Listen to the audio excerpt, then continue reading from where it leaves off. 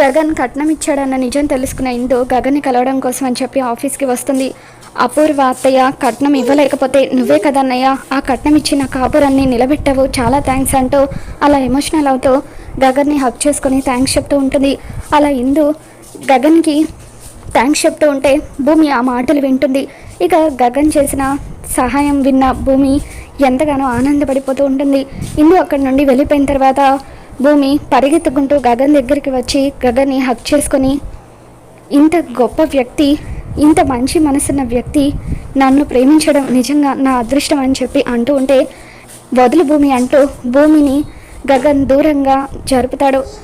నువ్వు అన్నట్టుగా నేను గొప్ప వ్యక్తినే అయ్యుండొచ్చు, కానీ ఎంత గొప్ప వ్యక్తి అయితే ఏం లాభం, నేను ప్రేమించే వాళ్ళ మనసులో కాస్త కూడా చోటు సంపాదించుకోలేకపోయాను అని చెప్పి గగన్ బాధపడుతూ ఉంటాడు.